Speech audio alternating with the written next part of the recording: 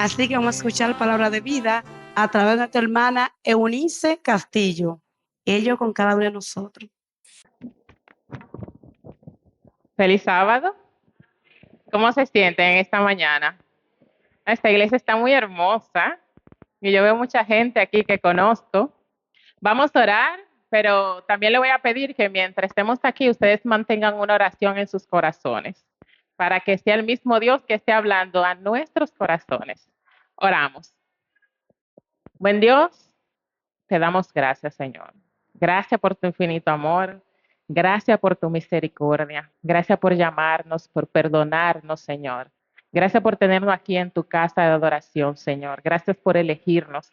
Gracias porque pusiste en nuestros corazones, Señor, ese amor tan grande y tan infinito que solo tú sabes dar. Miren esta mañana que vamos a hablar tu palabra. Padre, que no sea yo, no importa lo que yo busqué, estudié, hablé, que seas tú que estés aquí en este momento. Padre, que cada palabra que salga de mi boca sea tu Espíritu Santo hablando a cada uno de nosotros. Tú conoces nuestras necesidades, tú sabes, Señor, lo que tenemos, lo que necesitamos. Te imploramos que seas tú con nosotros. Te presento a cada mujer también en este día, pero también a cada hombre que está aquí con nosotros. Cúbrenos y bendícenos en el nombre de Jesús. Amén. Amén. Bueno, no se ve mucho la presentación, pero el título del tema de hoy, ¿ustedes lo conocen? ¿Lo recuerdan? ¿Se lo han dicho? ¿Cómo es? El Dios que te ve es el tema de esta mañana. Entonces, si yo le hiciera una pregunta a ustedes, ¿cuál de todos es el mayor de los sentidos? ¿Cuál es el más esencial? ¿Qué ustedes me dirían? Es una pregunta, yo quiero que contesten y que sean interactivos. Díganme. Amén. Dios nos está viendo desde el cielo. ¿Cuál es el más esencial de los sentidos? Para ti es la vista. ¿Alguien más me dice cuál es el más esencial de los sentidos? La vista. Usted dice la vista, pero yo creo que porque ya se sabe en el tema. Pero realmente, si nosotros le preguntamos a una persona cuál es esencial de los sentidos, posiblemente sea difícil, porque usted no se imagina sin poder saborear una buena comida. Usted quizá no se imagina sin poder oler. Todos los sentidos son importantes. Pero realmente, como estuvieron diciendo, la vista, dice que nosotros, el 80% de las cosas que nosotros percibimos es a través de la vista. Pero para ver eso, nosotros vamos a hacer una pequeña dinámica en esta mañana. Yo quiero que ustedes todos cierren sus ojos. Cierren sus ojos en este momento. Cierren sus ojos, ¿verdad? Veo a algunos con sus ojos abiertos. Ahora párense. Cierren los ojos, hermana. Tranquila, experimente. Cierren sus ojos, ahora párense. Bien. Ahora, ustedes no se van a mover, o sea, no van a caminar, pero hagan como que ustedes van a salir. Busquen la salida. No, la salida de su banco, ahí mismo, solamente giren, giren. Y ahora imaginen, se vayan conmigo, que yo les digo, vayan al parqueo a buscarme algo, no salgan, pero imagine, ahora en la oscuridad que usted está, ¿qué usted siente? Como si usted tuviera que salir al parqueo, al cuarto pastoral, ¿qué usted está experimentando en este momento? Pueden sentarse, ya pueden abrir sus ojos, claro está. ¿Alguien me puede decir qué experimenta en ese momento? Dígame, hermana. Miedo. ¿Alguien que más? Angustia, inseguridad. Esas son de las cosas. Temor. Esas son de las cosas. Yo siempre digo que el temor mío más grande es quedarme ciega. Y uso lente, llevo lente y no lo uso. Pero eso es lo que nosotros sentimos cuando no podemos ver. Miedo, angustia, porque no podemos percibir, no sabemos el peligro que podemos tener. Por eso dice que tú perder la vista es mucho más peligroso que tú perder uno de los otros dos sentidos que ustedes tienen. Pero entonces la pregunta sería, ¿qué tanto nosotros estamos mirando? ¿Vemos tanto como deberíamos ver? Según dice acá, nosotros vivimos una vida que vamos lleno a lo emergente. Vivimos trabajando según la emergencia, pero eso no nos lleva, no nos permite, gracias, no nos permite dedicar tiempo a las cosas profundas e importantes, porque vamos así por encima, llevándonos de la prisa. Entonces, ¿cuántas cosas nosotros dejamos de ver en ese momento? ¿Cuántas cosas nosotros deberíamos dedicarle tiempo que no podemos por la premura y la prisa que llevamos? Vivimos en un mundo donde vivimos agobiados, donde existe mucha empatía. Estamos fartos de lo que es empatía. ¿Qué es eso? Que nos preocupemos por las demás personas, que veamos más allá de nuestro entorno. Pero ¿por qué no lo podemos hacer? Por eso, porque estamos en la prisa, enfocados, estamos desapercibidos. Entonces dice que nosotros como mujeres vivimos en esta lucha constante de abrumadora, de querer seguir, de salir adelante y no podemos enfocarnos. Según la Organización Mundial de la Salud, dice que el 70% de la hambruna mundial son mujeres. Pero el 70% de la hambruna mundial son mujeres, el 70%. Dice también que de toda la población mundial, las mujeres ocupan un porcentaje de un 5.9% en el tema de desesperación y depresión, mientras los hombres son un 3.2%. Significa que el doble de las mujeres de este mundo está inmersa en esa situación de desesperación, de agonía, de lo que ustedes estaban diciendo, porque quizá no podemos ver más allá de lo que estamos pasando, de la turbación que tenemos en el momento. Muchas de las mujeres experimentan esa sensación de que nadie las ama, de que nadie se preocupa por ellas, de que nadie las ve. Pero nosotros vamos a identificar ahora 3 puntos de cómo se puede ver y cómo realmente nos ve Dios. Percibir a través de los sentidos, esto es físico. Cuando nosotros percibimos a través del sentido de la vista, esa es una parte física. Nosotros podemos ver, justamente ahorita estaba hablando un testimonio de una hermana que ella decía, usted la ve y usted la ve bien, ella estaba sana. Pero ahí vamos al segundo punto, percibir a través de los sentimientos y comportamiento. Esa es la parte emocional. Esa hermana que estaba ahí, se paró de su testimonio, fue a darle un testimonio diciendo que tenía cáncer. Quizás si usted no compenetra con ella, si usted no la escucha, si usted no ve cómo ella se está comportando, usted no se da cuenta, porque físicamente ella está bien. Por eso nosotros debemos siempre buscar mirar más allá de lo que tus ojos pueden alcanzar. Y lo otro es percibir inteligente y atentamente. Eso va a lo cognitivo. Y ahí nos habla de quién nos ve. Dios nos ve. Dios es esa persona que nos puede ver emocionalmente, físicamente y de manera cognitiva, porque Dios te conoce. Dios no solamente me ve aquí y dice, Unice está bien, no, Dios sabe la profundidad de mi corazón y la profundidad de tu corazón. Y por eso es que Dios nos ve. Nosotros vamos a hablar sobre 3 personajes de la Biblia, 3 damas, que vamos a mostrar de cómo Dios la vio a ella en sus momentos de desesperación y cómo nosotros eso lo podemos usar como esperanza también para los momentos que estamos pasando nosotros en nuestras vidas. El primero que vamos a ver es Agar. Agar lo encontramos en Génesis 16:21. ¿Qué encontramos en Agar? ¿Quién fue Agar? Aquí hay muchas cosas.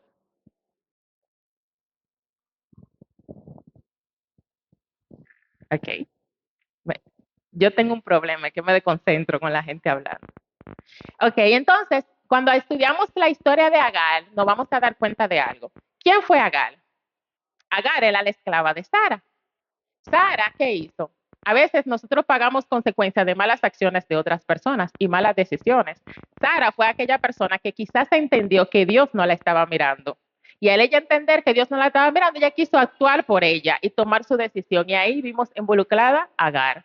Entonces, Agar fue con el esposo de Sara, concibió, y cuando ella se vio embarazada, ¿qué hizo Agar? Se creció, se creó muy importante y comenzó a maltratar y a mirar con desprecio a Sara. Y entonces, ¿ustedes creen que por ella comportarse de esta manera no era merecedora de que Dios la mirara en su aflicción y en su desierto? A veces esa Agar somos nosotros, porque pensamos solamente que, ay, Dios ve a Eunice, la hermanita santa, bien comportadita, pero no. Eunice, Dios ve también a Eunice cuando comete sus errores.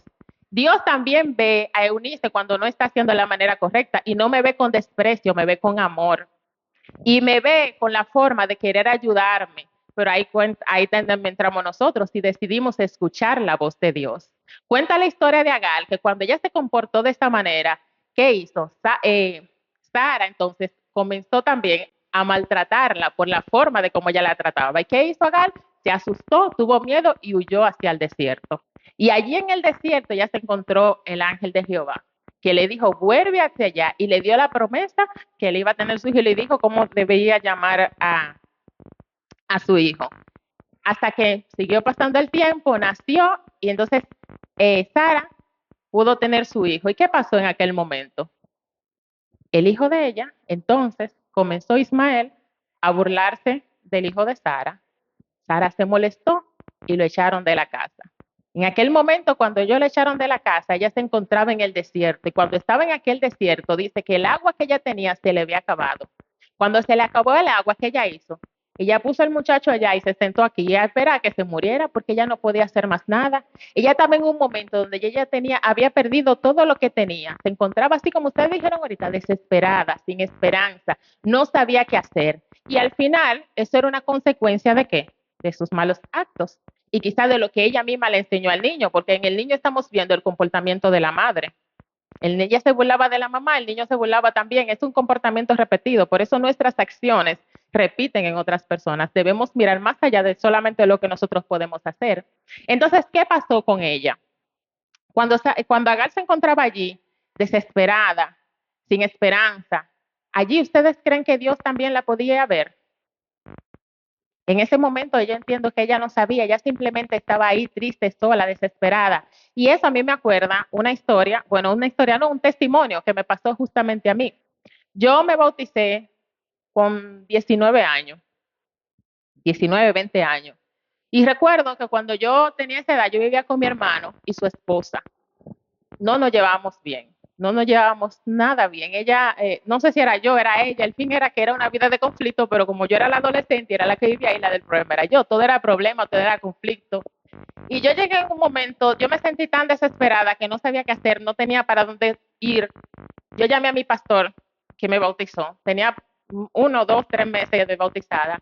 Y yo le dije, pastor, yo quiero hablar con usted, pero era porque yo quería encontrar una salida que no fuera quizá la otra opción que yo tenía, que era irme al mundo con una persona que no era mi familia y quizá un hombre. Yo quería buscar algo, yo quería que Dios me ayudara. Y cuando yo llamé a ese pastor y le dije que quería hablar con él, le cuento que pasó una semana y el pastor no llegó. Pasaron 2 semanas y el pastor no llegó. Y al mes, ya yo desesperada, yo en mi afición y con tanto maltrato, yo tenía un enamorado que me dijo, vamos a mudarnos. Y yo dije, ya este fin de semana lo hacemos. Porque ya yo no encontraba para dónde ir, no tenía esperanza, yo no sabía qué hacer. Y el fin de semana que yo dije, este fin de semana, ese fin de semana me llamó el pastor. Y el pastor fue y se sentó a hablar conmigo y hablamos y encontramos solución. Y gracias al Señor, yo no tomé esa mala decisión. Pero, ¿quién me hizo pensar eso? Dios no me sacó de esa casa. Dios me dejó ahí, pero Dios sí me mostró que Él me estaba mirando y que Él tenía cuidado de mí y que ahí yo estaba para aprender algo y también para enseñarle algo a otras personas. Entonces, a veces Dios no te saca como hizo con Agar en su primer momento. Él lo dejó ahí porque todavía había un propósito que cumplir en la vida de él. Entonces, ahí yo tenía un propósito que cumplir. Fue un momento que yo busqué más de Dios, porque entre más yo me sentía desesperada, más yo buscaba de Dios. Yo me acuerdo que había una canción que yo escuchaba cada segundo que decía, yo me cobijaré contigo en medio de mi tormenta. Y esto yo le decía al Señor, Señor, yo no sé, yo no estoy mirando, pero yo sé que tú vas a estar conmigo. Y allí me tuvo Dios hasta que Dios, y déjeme contarle que esa persona a través del tiempo también cambió, comenzó a ir a la iglesia, hoy no es cristiana, pero su forma y nuestra relación cambió bastante. Entonces, a veces nosotros estamos pasando por procesos difíciles, pero es porque Dios tiene un propósito. Y aunque nosotros no estemos viendo la obra, Dios sigue obrando a nuestro favor.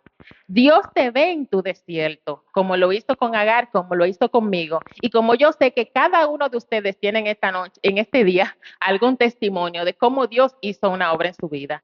Pero es en el momento de la dificultad que nosotros debemos tener esa certeza de que Dios nos ve. Porque a veces cuando estamos pasando por la dificultad borramos y nos olvidamos y solamente nos acordamos del desierto que estamos mirando en este momento. Porque quizá en ese momento que Agar dejó al niño, no se acordó que ya el ángel una vez la había visitado en el mismo desierto, no se acordó de la promesa que Dios le había hecho, ya simplemente estaba mirando que no tenía cómo sostenerse.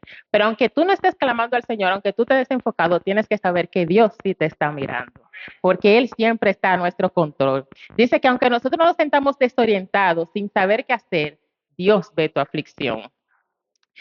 Siempre debemos ver cuando nuestra vida se nos derrumba y no vemos salida, cuando sentimos que estamos solos, física, emocionalmente, debemos ir a Dios, porque Él siempre está a nuestro control. Dios siempre se manifiesta y siempre nos da esperanza. Dios nos levanta cuando el mundo nos abandona. Él siempre va a estar ahí dispuesto a ayudarnos. Debemos pensar en Él y enfocarnos. Si leemos Hebreo, vayan conmigo, Hebreos 3, 13, 5. Hebreo 13, 5.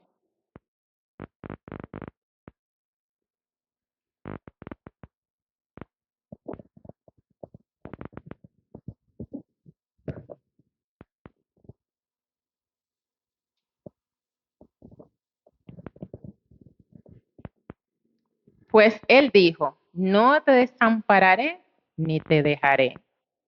Esa es una promesa que nosotros debemos tener aquí presente siempre. En cada momento de tristeza, de agonía, nosotros recordarla.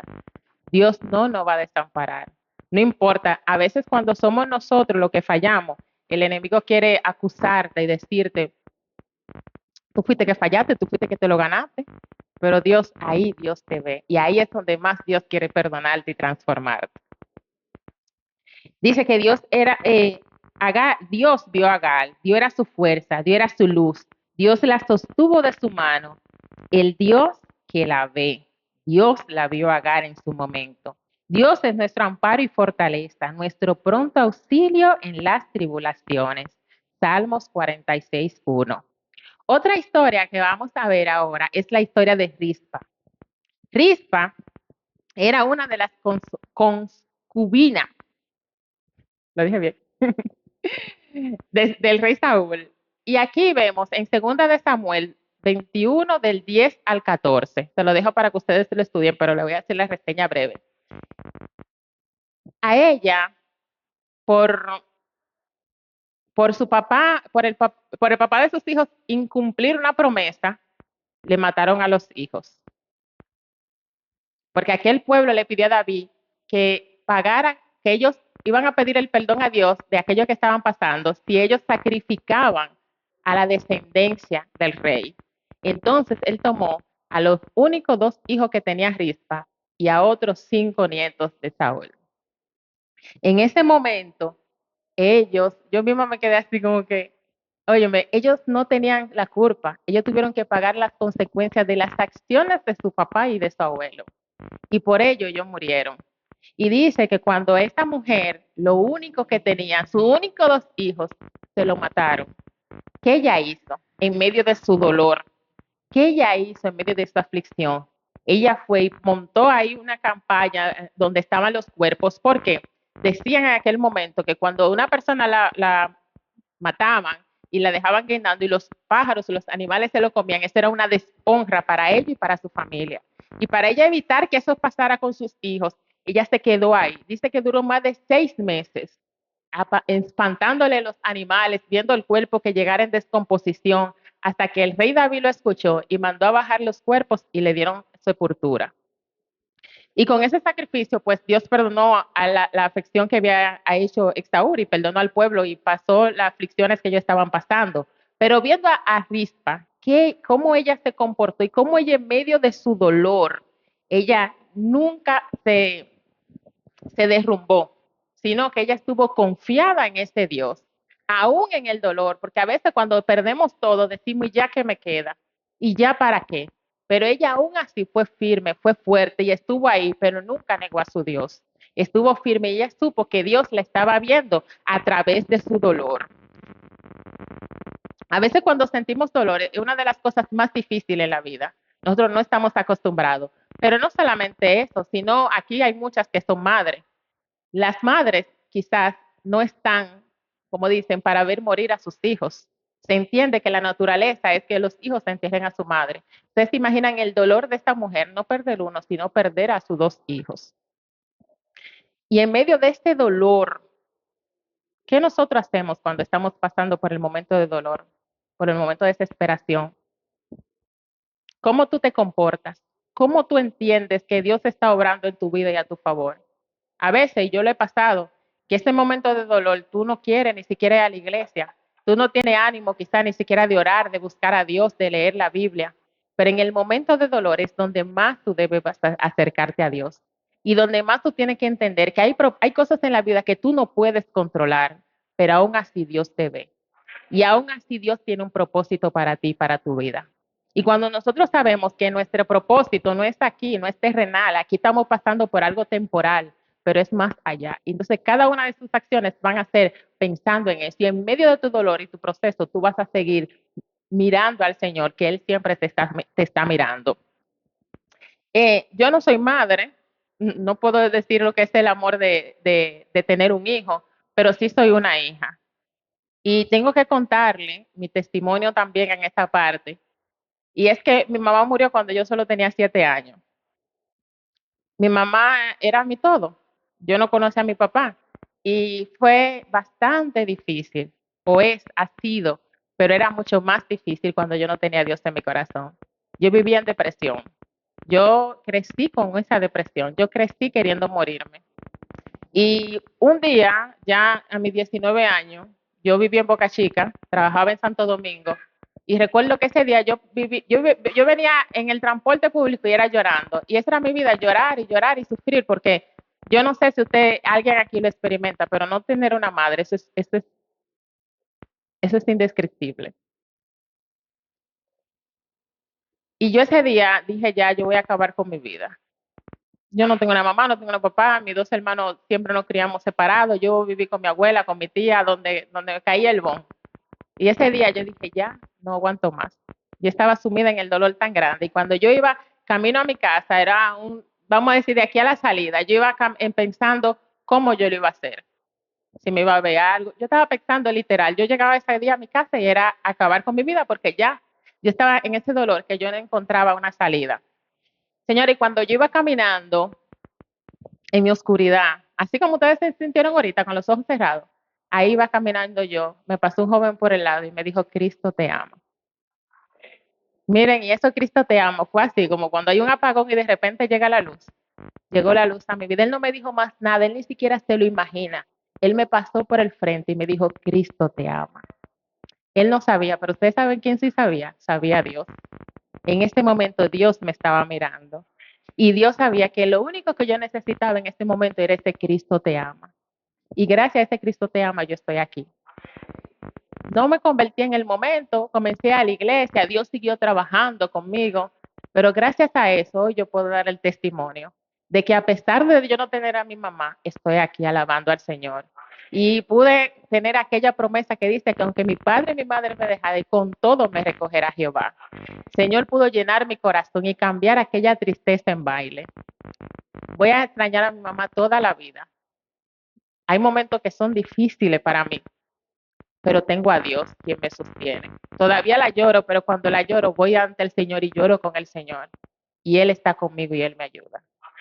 Porque no es que no vamos a sufrir, es que Dios está contigo en medio de tu sufrimiento. Es Dios está contigo. Hay una canción que es paz en medio de la tormenta. También el auto del rey tengo paz y la paz de Junior Kelly Machena. Esas son mis 3 canciones.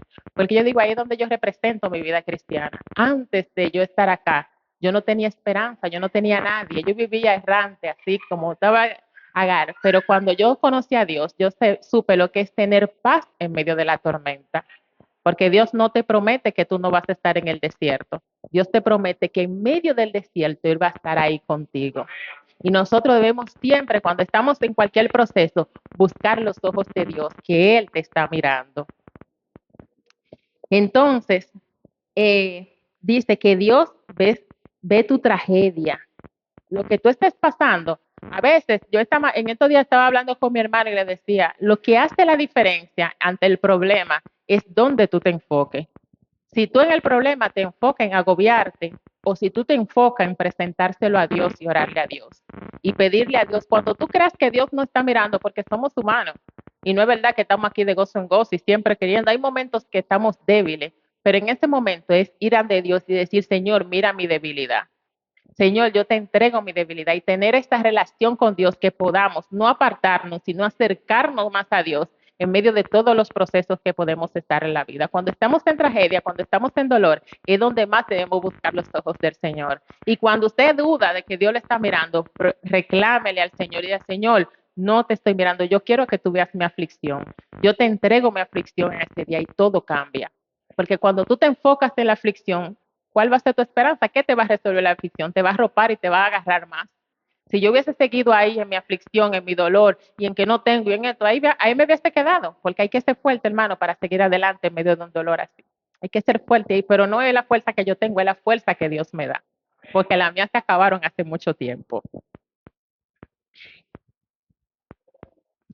Dice, Él ordena un tiempo para todo, incluso el tiempo para llorar. Todo en la vida tiene su tiempo. Él transforma tu dolor en bendición. Él te dará fuerzas en tu dolor. Él ve tu necesidad y te restaura. Vemos, a veces uno dice, pero ¿por qué a mí? Yo era una que le decía al Señor, pero ¿por qué a mí? Hay gente que tiene papá, mamá, hermano, familia, de todo, y decía, Señor, ¿por qué a mí? Y el Señor un día me dijo que Él iba a usar mi vida para bendecir a otras personas. Allá afuera hay personas que están en depresión, que no tienen a un Dios a quien clamarle, y uno que ya tú estás pasando por una situación, tú sabes cómo ir a hablar con aquel que está pasando esa situación, pero que no tiene a Dios. Porque ya tú tienes la situación, pero tienes la fuerza porque tienes a Dios a tu lado. Tú eres un elegido, porque es una bendición. Podemos ver, si nos enfocamos en el problema, lo vemos así, pero si vemos la bendición que tú tienes de poder ayudar a otras personas, eso no tiene comparación. Yo hace unas semanas, yo vi una persona en una publicación y yo le conté mi testimonio, le dejé un comentario y le dije lo que yo había recibido de Dios. Mire, a mí me escribieron más de 25 personas que estaban pasando por el proceso de pérdida, gente que no conocían a Dios y que querían escuchar y ver, y yo comencé a hablar con ellos. Entonces, para mí es un dolor, está bien, pero yo agradezco a Dios la oportunidad de poder hablarle a esa persona de Jesús. Y eso es quizá lo que yo sé, pero hay muchas personas que usted puede impactar con su vida y con su buen testimonio que usted ni siquiera se da cuenta. Como aquel joven que un Cristo te ama. ¿Cuántas veces usted no ha dicho eso o se lo han dicho a ustedes? Hey, nada pasa, pero este Cristo te ama hoy me impactó a mí, ha impactado a muchas personas porque yo no me canso de contarlo el testimonio y le motivo a que no le dejen que una persona le pase por el lado sin usted darle una bendición, sin usted hablarle de Jesús. Nuestro propósito, hermano, es predicar el Evangelio.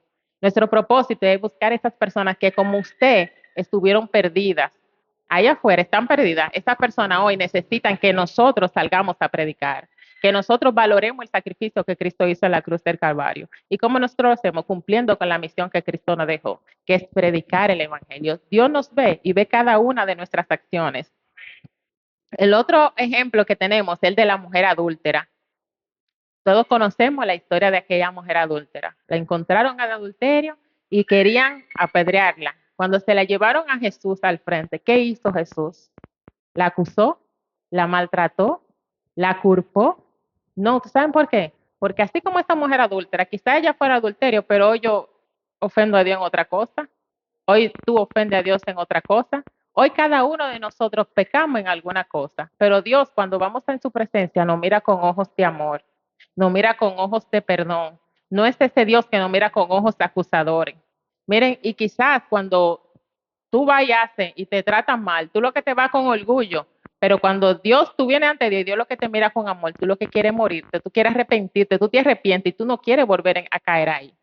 Porque tú dices, conchale, mira cómo Dios pudo quizás juzgarme, pero en vez de juzgarme, me amó más todavía, como hizo con la mujer adúltera.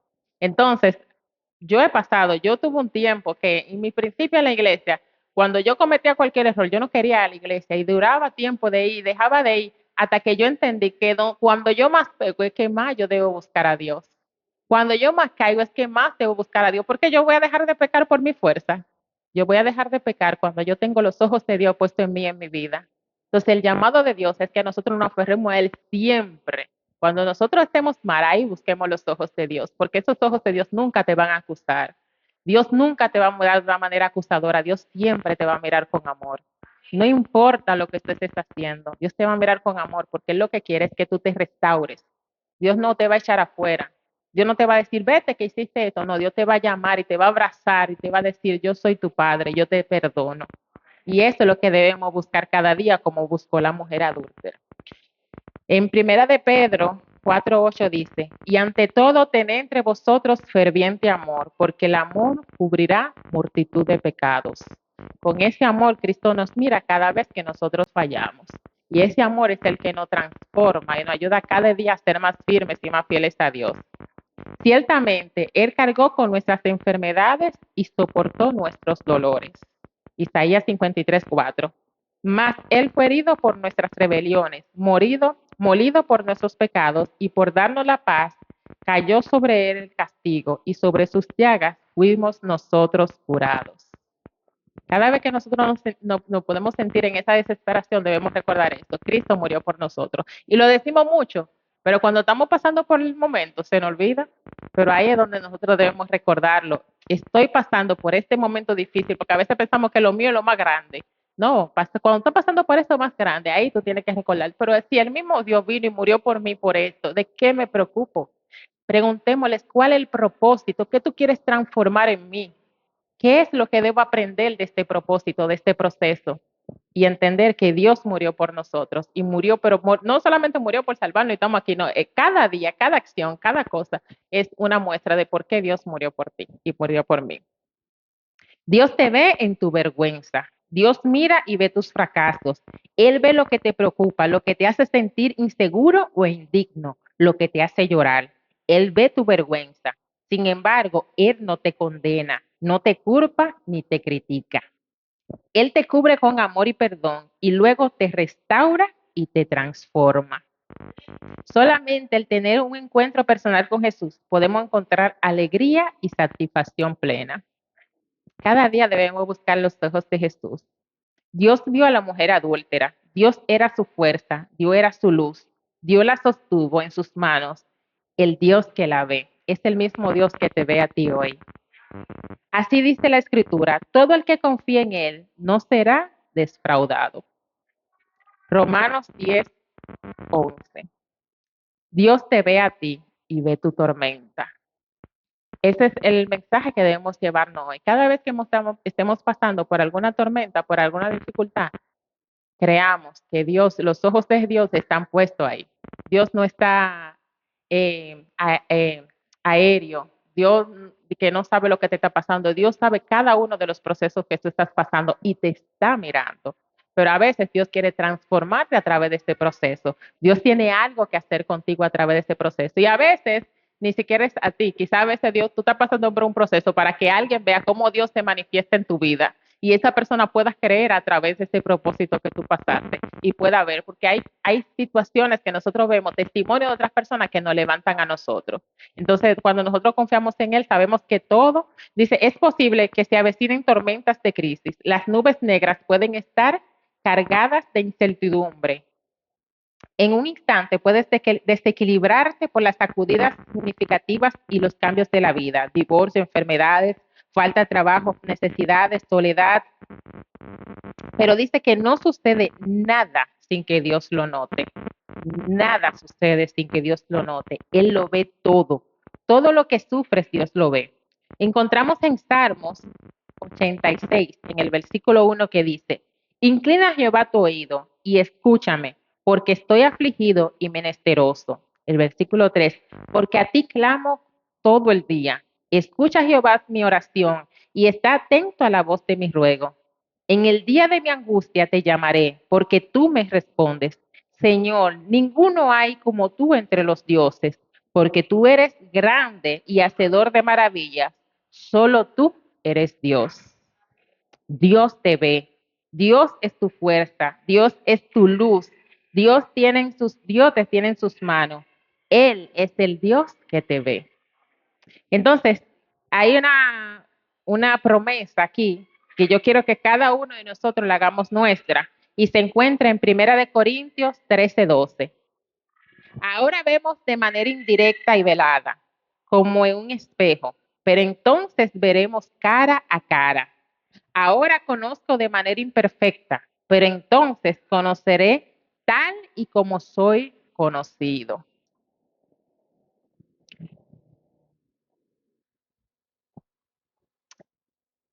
Lo que hemos visto en esta mañana es que Dios nos ve. y que en medio de nuestra aflicción nosotros debemos estar seguros, debemos tener certeza de que no importa lo que esté pasando, no importa si nosotros no lo buscamos, Dios nos ve. Y cuando nos ve con ojos de amor. Oremos. Señor, gracias por vernos. Gracias porque tus ojos están, Señor, pendientes de nosotros cada día. Queremos primero presentarte, Señor, todas nuestras ofensas, Señor, todas nuestras faltas, nuestras imperfecciones, Señor. Queremos que tú la tomes, que tú la transformes, que tú nos ayudes cada día a ser siervos fieles a ti. Padre, y que en los momentos de dificultad, en los momentos de dolor, cuando nos sintamos en medio de la tormenta, en el desierto, allí podamos ver tus ojos, Señor, llenos de amor. Allí podamos sentir esa paz que tú no puedes dar, Señor, en medio de cualquier tormenta. Señor, mira que nosotros no somos capaces. Mira que no tenemos la fuerza de seguir solos adelante. Pero permite, Señor, que siempre podamos depender de ti. Padre, que cuando estemos allí en el lugar oscuro de nuestro proceso, podamos buscarte, podamos buscar la luz de tu mirada, Señor. Podamos aferrarnos más a ti en medio de nuestro dolor. Ayúdanos, Señor, a predicar tu palabra a tiempo y fuera de tiempo. Que nuestra vida, Señor, sea un pleno reflejo de ti. Que todo el que nos conozca sepa que somos tus hijos, Señor, y sepa de las maravillas que tú puedes hacer en nuestras vidas. Padre, que seamos un libro abierto, que prediquemos con nuestras acciones, Padre amado, que podamos cumplir esa gran misión, Señor amado. Que no echemos por el suelo tu sacrificio, Señor amado. Que cada día podamos trabajar para ti y por ti. Mira cada una de las personas que están aquí, tú la conoces, Señor. Tú sabes por lo que están pasando. Te pido que tú cada día más seas con ellos y que tú permitas que en medio de cada uno de sus procesos puedan aferrarse fiel y firmemente a ti, Señor.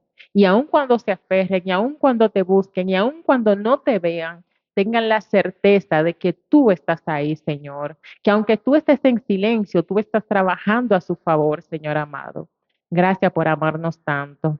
Gracias por perdonarnos tanto, Señor. Gracias una vez más por este hermoso sacrificio por cada uno de nosotros. Ayúdanos, Señor, y recibe nuestra vida, Señor, como un sacrificio, Señor. Recibe nuestra vida, Señor, como una ofrenda hacia ti. Gracias, Señor, en el nombre de Jesús. Amén.